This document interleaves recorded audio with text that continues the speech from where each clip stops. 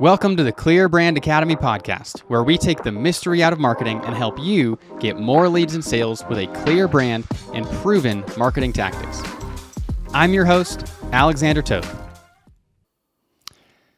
Social media. If anything has changed and taken over our world in recent history, it is social media. Very few things have had such a massive impact on the way that we engage with people and communicate. In the world of communication, there's a very small number of major changes that have happened. Going from person to person, that was pretty standard for thousands, hundreds of thousands of years. Person to person communication. I can talk to you, I can tell you a story. Then, with things like writing, we have person to multiple people. I can now take this thing and write it down, and that can be passed from one person to another, and I don't need to be directly involved. That's a pretty big change. Another one is the printing press. This made communication. It allowed us to communicate en masse. So I could write a book, and then rather than writing a letter and having that be passed from me to one person or a small group of people, I can now print massive amounts of documents, books, writing, things like that. So that's from one person to masses. That was a pretty big change. The change that social media brought in is masses to masses, right? So if we've got one-to-one, which is kind of the same as one to a small number, anything that you can do one-to-one, you can do with a small number. And then you've got one-to-many, and now we have many-to-many. This is a big change in the world of communication. I think that we, first of all, with social media, need to acknowledge that that's what's happening. Even something like email. All it did is made the one-to-one or the one-to-small numbers more efficient. But social media allows the many to communicate with the many. This is a whole new way of communicating. Now today, we're going to talk about social media marketing. I've gone back and forth on this, generally in the dislike space for years. We've debated within ClearBrand whether to do social media. We've debated whether to offer it as a service. One of our principles is we want to charge for things that make people money. And I have not seen compelling data that social media does that, number one. And also, if it does, how do we replicate that? And so recently, I've been hearing more pushback. Clients, team, different folks wanting us to offer this as a service. So I decided to do a deep dive, and that's what we're going to go through today. I have scoured marketing research hubs for information on social media. Now, let me define this problem with social media a little bit more clearly. The main problem that I see with social media is the question of does it work, and if it does, how do we replicate it? The reason why I see that as a primary problem with social media is because if one person does something that works, that does not necessarily mean that that will work for others. So for example, somebody goes viral, right? Let's say that they post a picture of themselves eating a smoothie. Well, there are thousands of people who also posted pictures of themselves eating a smoothie that same day around that same time who did not go viral. So that means that this action that person who did go viral just took involved not only the action, but also luck. And you can't systematize luck. There are ways that you can look for luck. There are ways that you can systematize paying attention and trying to take advantage of luck. But luck is not a strategy. Luck is not part of a social media marketing plan. And this is the problem that I've seen with social media across the board. In general, the people who are teaching social media are the people who lucked out.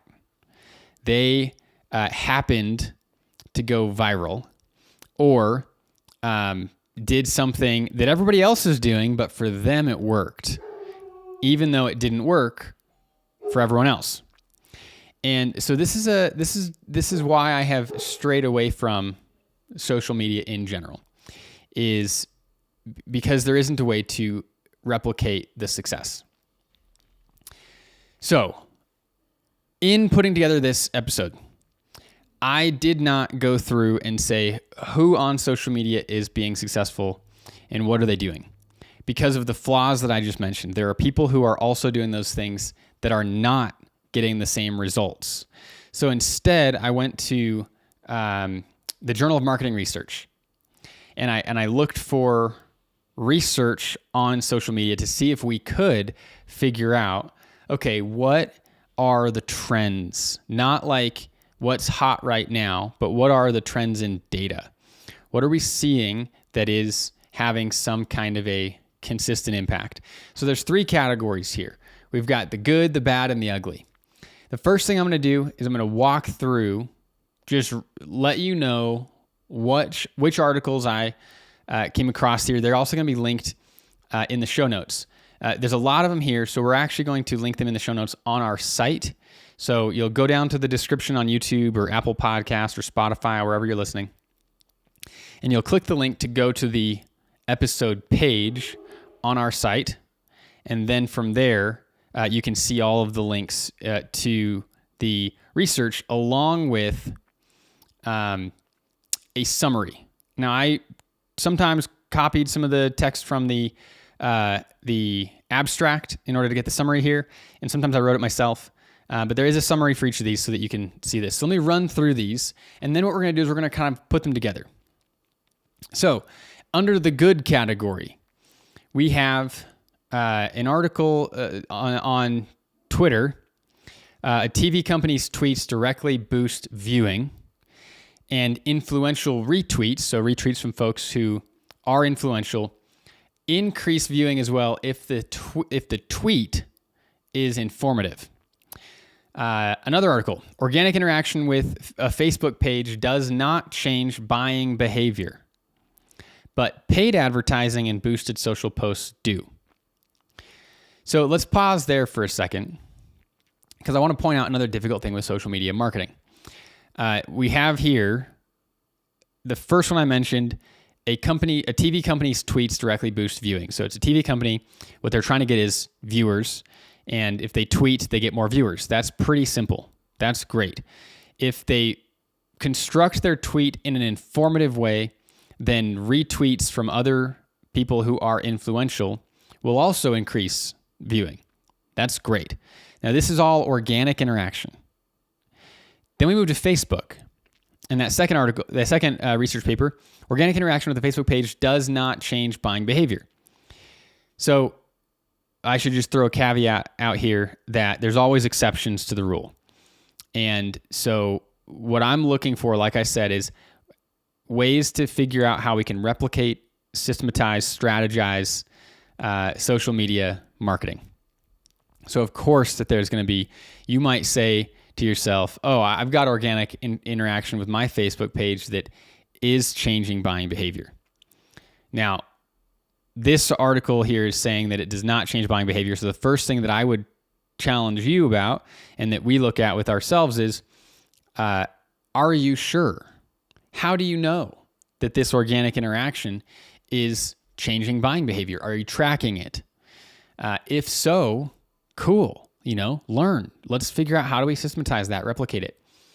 Now, so we're already seeing here a difference between Twitter and Facebook, where Twitter, organic tweeting and engagement there is increasing TV show views.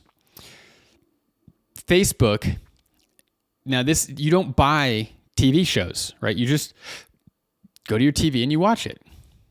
So this Facebook one is different. It's a different platform, and it's also talking about purchases specifically. So lots of differences between these two. So that makes it hard to draw overall conclusions, but we do have this organic interaction does not change buying behavior on Facebook, but paid advertising and boosted social posts do. So that's interesting. If you're paying for things on Facebook, you can have a higher chance of changing buying behavior. Next article, and again, I'm gonna run through these, and then I'm gonna summarize as a whole what we can learn from these towards the end. So the density of social networks. So basically, in this research, they were in this. This is the third article now. They were tracking song plays for artists posting on social networks. They tracked things like friend requests, they tracked things like comments, and then they connected it to song plays that directly came from the social network. So in this article, on average, fans streamed 60.66 songs in a given month from an artist's profile. So that's not each follower listening to 60 songs. That is 60 songs coming from the artist's social network profile. So 60.66 song plays coming directly from social networks of some kind. Now, in this article, they basically went through and they tracked all of the different ways that an artist could engage with people, like friend requests and comments. And then they looked at the impact of that. So, for example, they found that one comment on average led to 9 additional song plays. Now, one of the first things that I noticed in this article is the amount of difference from one side of the spectrum to the other. So going back to that average of 60 song plays coming from each artist's social network profiles, the average was 60, but the range was 0 to over 4,000. So some artists were getting 0 song plays from their social media profiles, and some were getting over 4,000 from their social media profiles. So this in general is, as a whole, calls into question this research for me. I think we can, on this article, look at the general ideas that they learned from this, but I would find it difficult to say, I'm going to apply this article to my business because of this massive difference in the spectrum of artists that they were studying.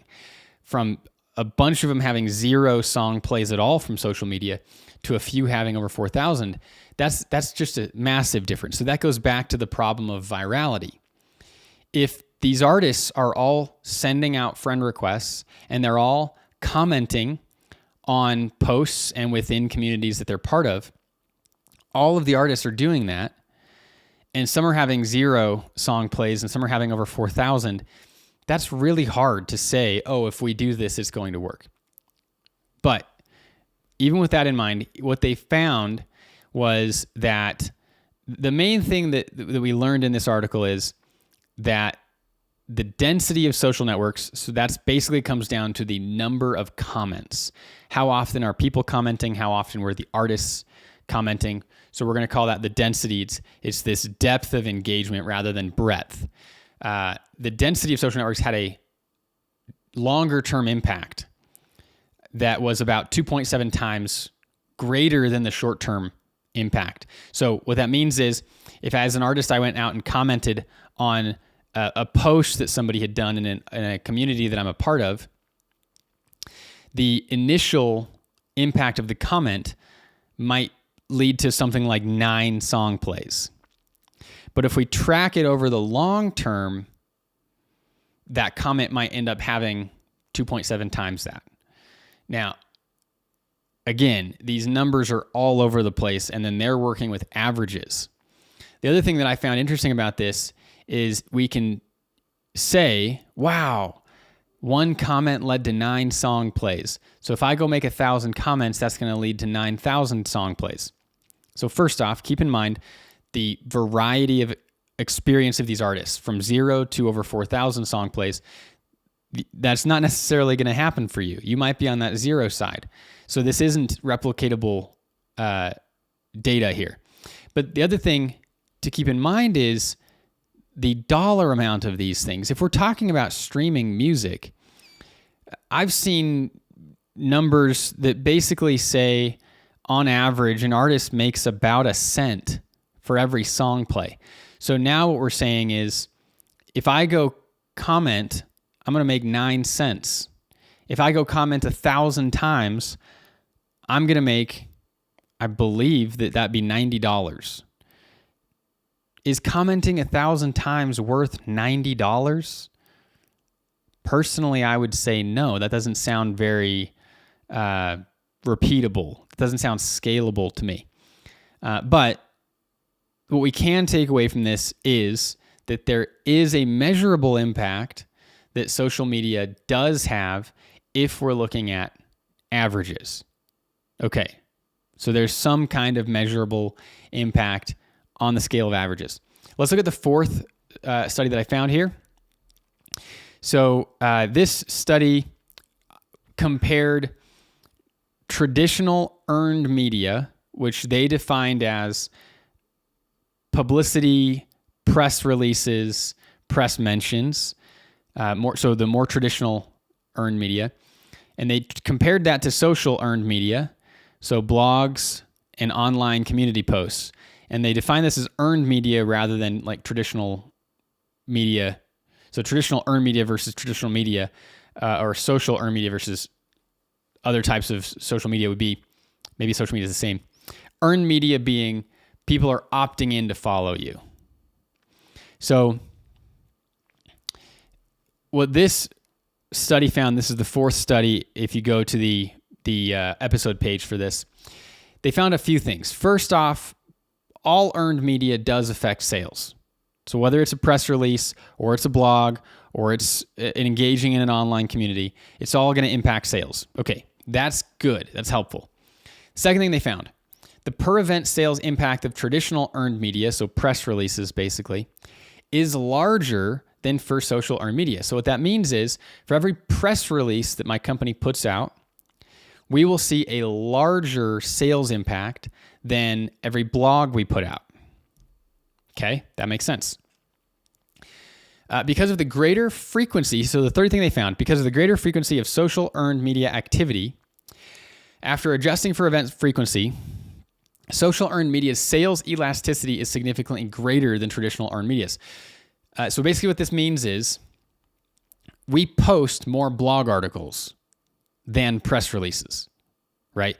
So even though each press release will have a larger impact on sales than the blog articles, because we're posting so many more blog articles, the blog articles end up having a greater potential for sales. Now, the key word here is sales elasticity. And this goes back to the exact same problem we had in the last article. So sales elasticity increases. So that means that the possible amount of sales that you can get from that is greater, but we're talking about the window. The window increasing is what the sales elasticity means. The window is bigger. So yes, you might have a higher sales impact from the social earned media like blog posts and posts within online communities, but it's not guaranteed. Is basically what this means, because the sales elasticity is increasing. They're saying, hey, you could get it, but we're not sure, right? It might be that your blogs aren't actually getting sales. Your online community engagement isn't getting the same amount of sales as press releases, but you have a greater potential there because the amount of activity is higher. Now, they did note that of all of the earned media that they studied, the press releases, the blogs, the online community posts, they did see the greatest sales elasticity, the greatest sales potential within online communities. So that would be like a Facebook group. So that's interesting. The fourth thing they found, social earned media appears to play an important role in driving traditional earned media activity. So if you have a press release and you post that in your online community, that will drive activity toward the press release. So that's also cool, good to know. And at the end of all of this, they said, from what we can tell, the reason why the activity, the possible sales are greater within the social earned media, so the blogs and the online communities, is because that type of media attracts people who are more interested in the brand and in purchasing, right? They're opting in. So a press release, I can get that in front of people. If I post a press release on a site that people, how would I say this? If I post a blog article on my site, I know that people who are coming to my site will see that blog article. If I post in a Facebook group that is about my company or about my industry, I know that I'm posting to people and I'm engaging with people who are interested in my company or my industry. So there's a high level of interest there. But if I post a press release on someone else's site, I'm not guaranteed that there's a high level of interest. So this is why they were saying they saw this engagement with the online communities, a higher level of engagement there, even though it's less people, is because they've opted in based on their interests. So that makes sense. So this to me is one of my favorite pieces of research that I found about all of this. Let's go to the fifth piece of research here. Social media use may increase customer ratings and willingness to recommend to friends.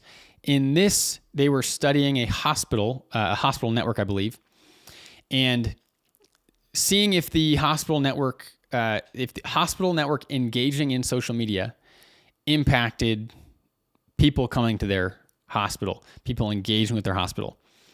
And they found a very low level of impact in general.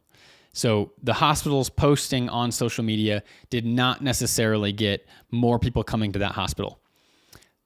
But they did find that people were more likely to share that hospital network with their friends. So this is where we're kind of connecting the dots here. It was a healthcare provider system is what this was. So this is where we're kind of connecting the dots and saying, okay, we saw a greater level of social network engagement, and we saw a greater level of customer ratings and a greater level of willingness to recommend to friends, and we're connecting some dots here. Now, this one does make sense to me, because if I'm going to share a company with a friend, I'm often going to share either their website or their social media profile. Especially as communication within things like Facebook Messenger and Instagram are increasing, a lot of folks these days, especially the younger folks, are replacing texting somebody via the typical texting apps like Apple Messages, and they're actually just messaging people in Instagram. So that would make sense to me. Oh, I'm going to go find the hospital network's Facebook page. I'm going to send that via Facebook Messenger, right? So that's how we can increase the willingness to recommend to friends. So that was an interesting article as well. That's going to be an indirect increase with the sales of the healthcare system, making word of mouth easier. Now, the next article here is number 6. If you're going to go to the website and check this out, the number 6, these researchers compared word of mouth versus observational learning. So I found this interesting that they're comparing these two, and I guess that basically they're attempting to compare things that can happen on social networks. So observational learning, let's just define this. We all know what word of mouth is. Observational learning is basically you're watching somebody do something. So this is happening on social media. So they're studying, do people, how does word of mouth within online platforms impact sales? And then how does observational learning within online platforms impact sales? So if you're struggling to connect the dots on why they compared word of mouth to observational learning, don't worry, I am too. So what they found is positive word of mouth has a big positive impact. Negative word of mouth has a big negative impact. That makes sense. They also found positive observational learning. So somebody's posting on social media, here's how I did this thing. You can watch me do it. You can learn how to do this thing. Also has a big impact, a big positive impact on sales. So these folks who are posting about how to do things, that is a great use of online platforms. Now, the big surprise for me, and one of the things, the big takeaways from this article for me, was that negative observational learning has no effect. So if I'm posting some kind of an observational learning video or podcast, let's say, teaching somebody how to do something, if they view that in a positive way, that significantly increases sales.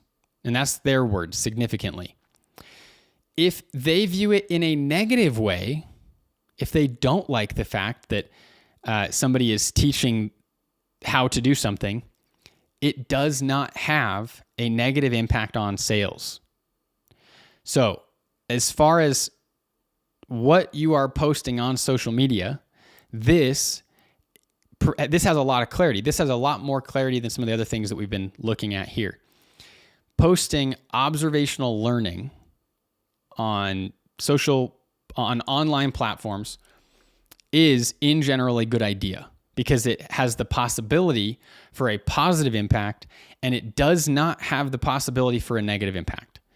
For the most part is what this article found. So that would be something definitely consider observational learning. Now the last one, like I said, I have 3 categories, the good, the bad, and the ugly. We're still in the good category. And the good category is going to teach us what to do, what works, things like that. This last one, I wasn't sure where to put it. This one, they studied virality. And again, whenever I see the word virality, I'm going to hear warning sirens because I have never seen an example of something that went viral where we could systematize or repeat that thing. Going viral involves a ton of luck, just as a rule. However, that's what these folks studied. What are the things that went viral? And what they found is content that evokes awe or anger is more viral than other content. So again, keep our caveat here in mind. There are lots of things that are posted all the time that evoke awe or anger that do not go viral. But the things that do go viral, in general, evoke awe or anger. Now, the reason why I wasn't sure where to put this as far as the good, the bad, and the ugly is because I see this as a recipe for disaster. If you really take this to heart and you just start posting things that evoke awe or anger, you are part of the problem, in my opinion. And we'll get to the problem here pretty soon in the bad and the ugly categories. But if we focus on evoking awe, I think that's a much more ethical strategy than focusing on evoking anger. But this is where suddenly what news stations are doing makes a lot of sense, right? They're tracking all of their own articles and things, and they have undoubtedly seen that these articles that evoke awe or anger are the things that go viral. So that's what they're doing. They're nonstop posting articles that evoke awe and anger and contributing to this insane news cycle where so much news. I'm an avid news follower, and over the years I've gotten rid of a bunch of news stations because of how just wild they make things sound, which typically is not true. Now, I'm the minority here. It's clearly working, right? Fox and CNN, I don't care which side of the aisle you're on, Fox and CNN are both guilty of this, just going to the extremes to get clicks. So I personally consider that to be unethical. And one of our values at ClearBrand is nonstop integrity. So this is not the kind of thing that we're going to engage in. I'm not going to greenlight our team to go post dozens of awe-evoking and anger-evoking blog posts and articles and social media posts just to get clicks. I see that as unethical. But if I put it in the good section, because it does give us some clarity on something that we can do within social media. All right. I'm giving you a lot of information here. I'm going to connect all the dots. We're going to thread this together here in a minute, but let's look at the bad. How can social media be bad, or where does it not work? All right. First, political activism. This is just such a common fad right now. Especially, we just witnessed this with Disney in Florida, with the bill in Florida that was labeled the Don't Say Gay bill. The bill itself, it was about not teaching kids under, I believe it was the 3rd grade, about sexuality in general, was essentially the bill, which I was confused when I saw this, because when I was in school, we didn't talk about sexuality until like 7th grade. So I didn't understand why a bill needed to be made in the first place, but I would say that I was fascinated by the response of the left. Now, I don't get into politics here, but it did seem to me that there was a pretty big response, especially on the side of the left. And the people who worked with Disney wanted Disney to pick a side. Disney World is in Florida, so these people wanted Disney to come out against the bill. Now, initially, Bob Chapek, he avoided saying anything. And this pissed off a bunch of the Disney employees. And then he came out against the bill. And what happened?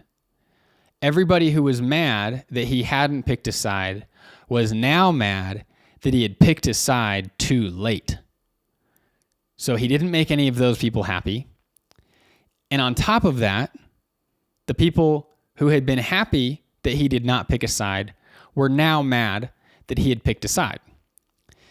And that's exactly what this research article found. Now, this research article did not study Disney. I'm just talking about Disney because it happened in recent events, and we all got to watch it happen. But this research in this is the, I believe, the 7th article that's going to be on the show notes page. 1, 2, 3, 4, 5, 6, 7. This is the 8th article. It's exactly what happened. Basically, picking a side, this is what the article found, picking a side causes companies to lose more customers than they gain. Doesn't matter which side you pick. You will lose more customers than you gain. That was the main finding of this article. But then they had an interesting note towards the end, which is, if you are small and you don't have very many customers to lose, you could pick a side kind of as a gamble and hope that you gain more than you lose, right? If you've got 4 customers and you see that picking you a side might gain you 6 customers or 8 customers, then pick a side, right? You might lose all 4 of your customers, but if you gain 8, you just doubled. Now, I'm using really small numbers there, but that's the basic idea, right? If you're a big company, you're going to lose more than you gain. But if you're a small company and you can't lose very many, it might be worth the gamble. That's interesting. But in general, what we're going to learn from this, and the reason why I'm including this in the social media episode, is because this typically on social media is where people pick a side. And so based on this research, my recommendation would be, 1, don't pick a side. I don't know why businesses are getting involved in politics in the first place these days. That's an unknown to me. You can run your business how you want. But just know that if you are going to pick a side, you're probably going to lose more customers than you gain. Next, so this is our 9th article. When customers post on social media with your product, so I have here a San Pellegrino. I'm drinking San Pellegrino today.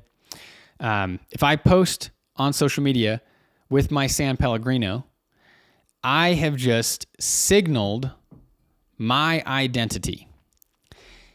And what this research article found is that when people virtually signal their identity with your product, their intent to buy decreases, because now everyone knows that they are a customer of your product. They now see this identity, and I am now associated with this product. I don't need to buy it again because it's on my social media. All of my followers know that I'm associated with this product. So this is an example of how social media can go wrong. If a bunch of folks are posting with your product, there's a chance that they are decreasing their own intent to buy. Now, they may be increasing others' intent to buy because posting on social media can be a form of word of mouth. This article did not study the impact, the overall impact. How many people are now going to purchase the product because of this post on social media? They only studied the individual's intent to buy. They had some ideas that they did not test about how to fight this. And the main way to fight this is to decrease the person's association of the post and the product with their identity.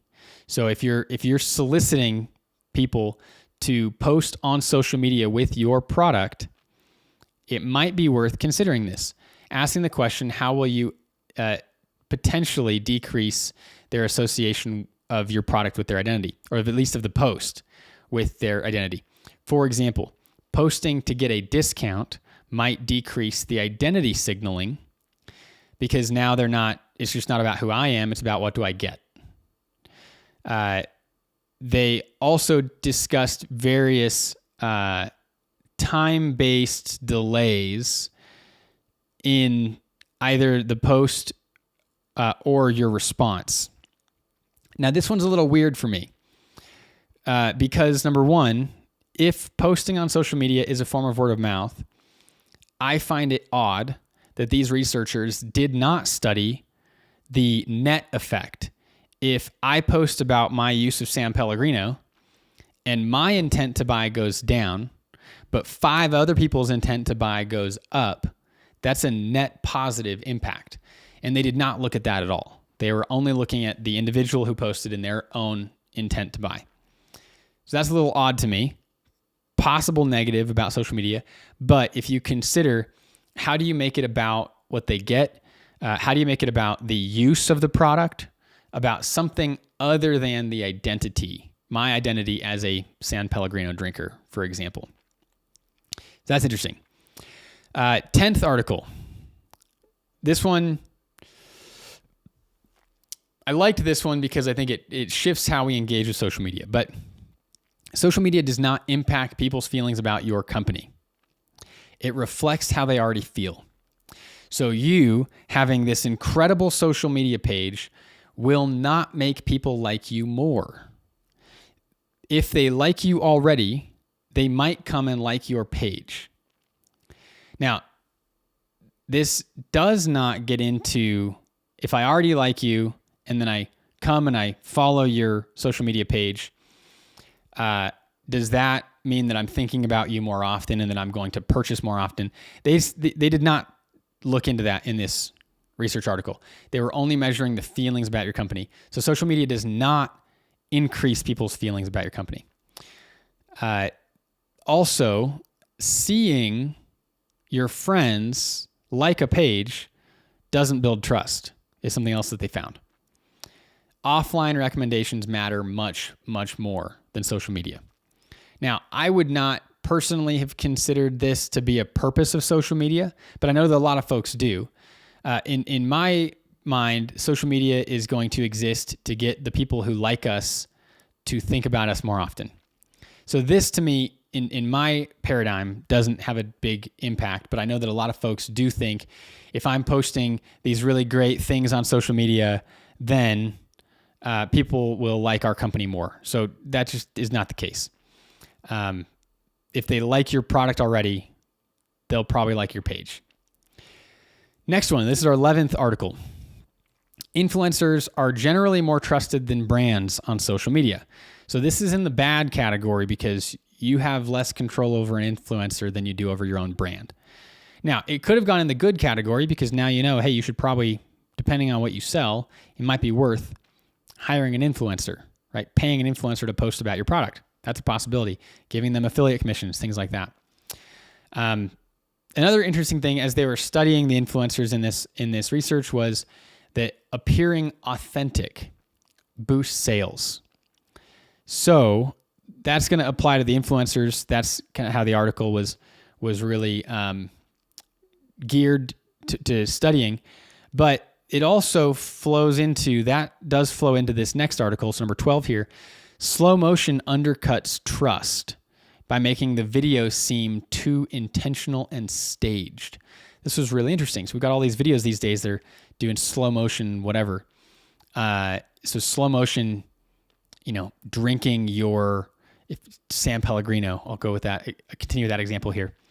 If I'm going to put myself in slow motion drinking San Pellegrino, that's going to decrease trust. Now, if we link these last two articles together, we're really on social media going for authenticity. And so something like slow motion is decreasing the authenticity, which is then decreasing the trust. So there's some, again, I could have put these in the good because now we're learning what to do, but we're also learning not to do, which is why they're in the bad. So we want to not be authentic. We want to not do slow motion if we can avoid it. All right, let's look at the ugly, and then we'll get into what does this all mean. The ugly. First, I think we all know this. Social media decreases self-esteem. There is also a strong correlation. So this is article 13 or 14 that's in the show notes. There are other articles that I did not necessarily look up for this that I have seen, though. Social media is directly related to anxiety. There is a direct correlation between the amount of social media use and reported anxiety levels. That is terrible. Like, I don't think we should beat around the bush on this. That is simply terrible. Social media increases anxiety and decreases self-esteem. Now, there was another article, so this is the last article on the show notes page, which studied the different types of posts. There was a trend at the time of real versus ideal, basically. So they were posting what they could have posted on Instagram, and then they took a picture of the reality, and then they kind of mashed them together into one image. So in this last article here, they studied the ideal versus reality posts compared to ideal only posts compared to reality only posts. And what they found was the ideal images, so me taking a posed picture of my, washboard abs, for example, those decrease the self-esteem in the viewers. But if they include reality in any way, so it's either a fully reality post or it's the ideal versus reality post, those do not have such a negative impact or any negative impact, depending on the person. So I put this in the ugly because this does not actually happen, but I wish that it did. If we posted more reality or more of the ideal versus reality, so reality is at least visible, social media would not have such a negative impact. But I think we need to just, if we're going to engage in any kind of marketing, I always want to consider what are the full negative repercussions here. And however we're going about it on social media, there is this being on social media increases anxiety. Being on social media decreases self-esteem.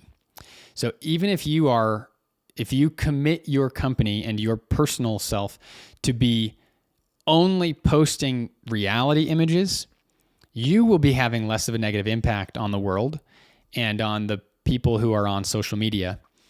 But there are so many people out there who are only posting ideal that the people who are following you are also following, that there's still this massive negative impact from social media as a whole.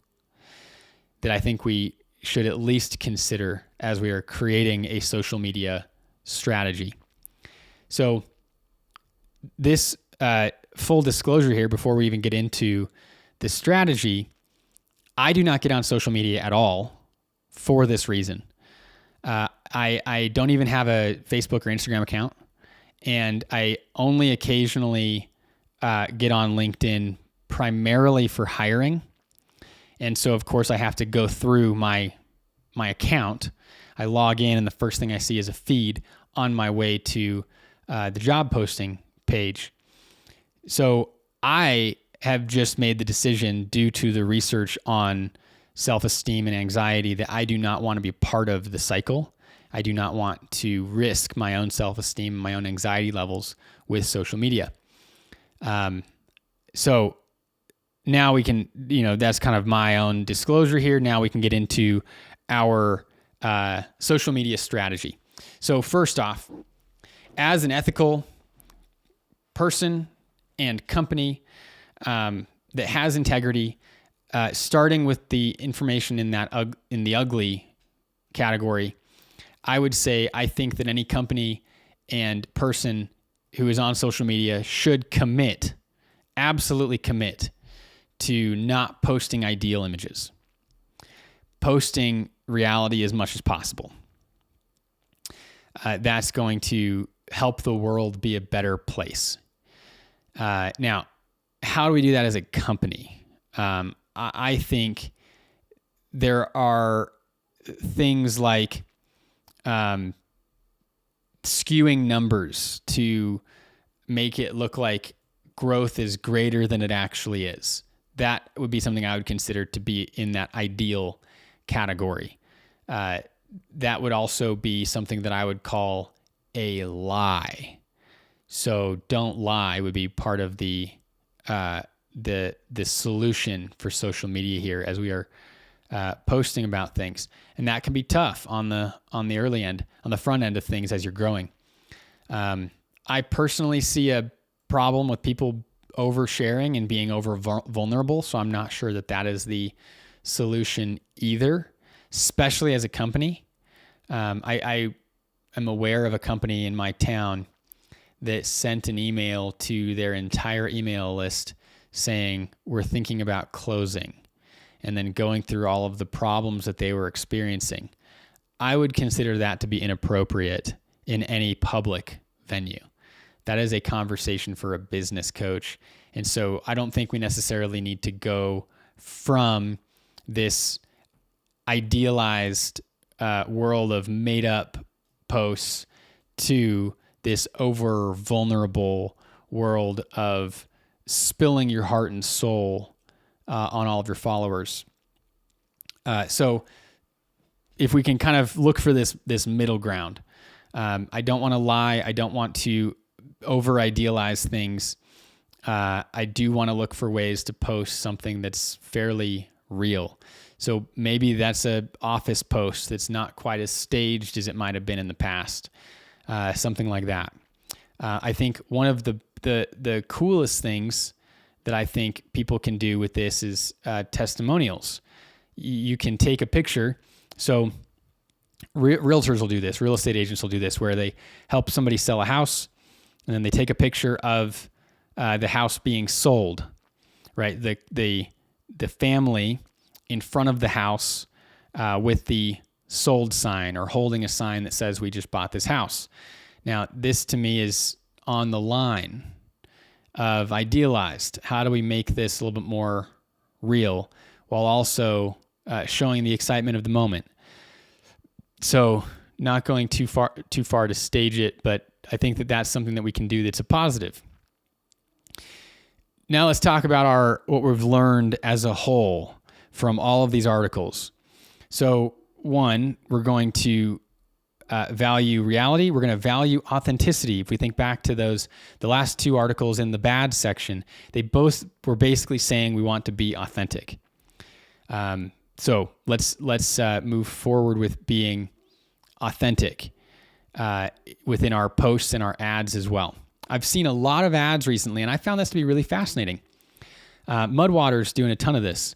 Mudwater they make it's got a coffee alternative. It's got a bunch of superfood things in it.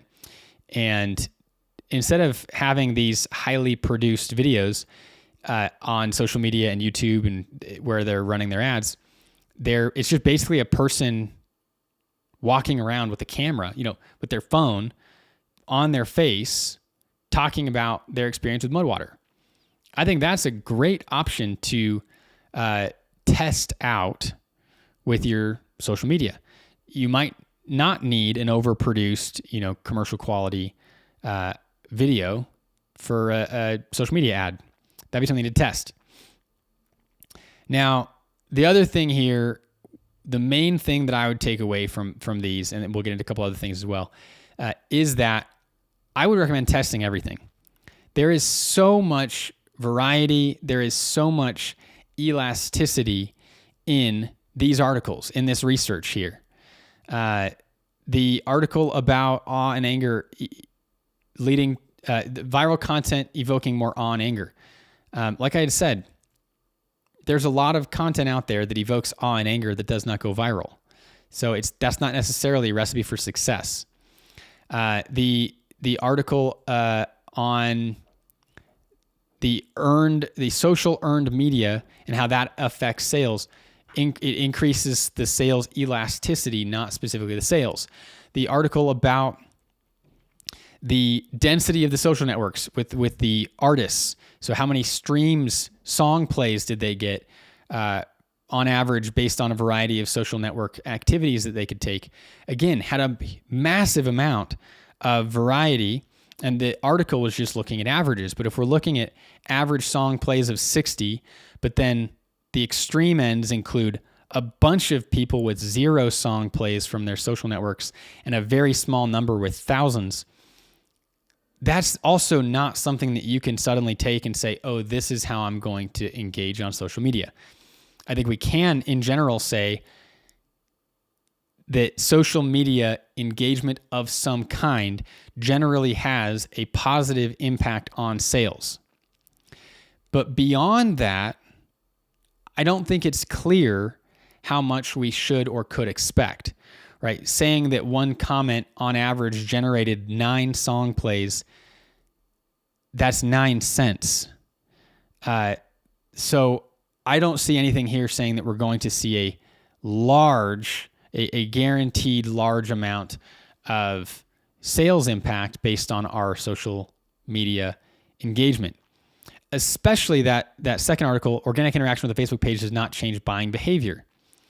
Facebook and Instagram are the 2 most popular social media platforms, and this is where I see the most advice from business coaches and marketers telling people to go engage on Facebook and social media. But one of these most clear articles here says that organic interaction will not change people's buying behavior. So if a marketer is saying to you to go get on Facebook because you're going to make more money, I would really call that into question. I think it's worth testing. And like I said, I think in general, we can say that there is a move toward more sales if we're engaging in social networks in some way. But I wouldn't say that there is any, from what I can see, replicatable strategy here. The first article I shared about Twitter is interesting to me. Twitter typically has a different use. Users are different. Posters are different than on social media and Instagram. And I'm not surprised that there seems to be a higher amount of behavior change based on Twitter than on Facebook. However, I think Twitter is a pretty difficult animal for a lot of folks to engage with as far as starting to post. In my experience, Twitter tends to be where people follow the really big companies and the really big celebrities. And I would love to see research about Twitter on smaller companies. And I couldn't find any. So that doesn't mean that it's not out there. And if you do find some, send it my way. I'd be very curious. But what I am seeing here is it's worth experimenting. So it seems that social media does have a net positive impact, but it's hard to create a strategy based on this research that I'm seeing, apart from being authentic and doing something. If you have an online community that you can engage in, that does seem to be what has the biggest impact. If we're to kind of combine all of these articles, the online communities did have a big impact, but also the traditional earned media had a big impact as well. And you've got quite a bit of control over traditional earned media and online communities. If you can find one that is on the topic of your company, that might make sense. But creating an online community is very difficult. And so simply reading advice to go post in online communities, I don't find that to be incredibly helpful. If you can find a good one, then great. But if there isn't a good one for what you're selling, whether it's products or services, then that's tough. Doesn't necessarily make a ton of sense. But again, I think that the basic thing that we can take from this is that what I would walk away from this with, combining a number of these articles, is that organic interaction in general does not change buyer behavior or people's feelings toward your company. Paid media, whether that's ads, press releases, things like that, does seem to have a direct impact on sales. So that would be something to consider, would be the Facebook ads, the boosted social posts, things like that. But in general, it is probably beneficial to be on social media, engaging with people in some way, because at the very least, it makes it easier for them to share you with their friends. Whether or not the organic posts are having an impact, it does seem that there is some kind of net positive of engaging with folks in the social media world. As long as we are being authentic in our videos, in the way that we're engaging with folks, and not overproduced. That's basically what I take from all of this. The last thing being that observational learning. If you're able to have how-to videos, it's probably a good idea too, because there's not much of a negative effect from those, and there is a significant positive effect from how-to videos. So that would be one of the ideas of things that you could post. Commenting seems to have a general positive effect. Posting, potentially a general positive effect, but engaging with the folks, generally positive effect. So not a ton of clarity on social media. And honestly, I think that is, it's for the best to acknowledge that. And then to approach your social media habits and posting behavior with a sense of curiosity.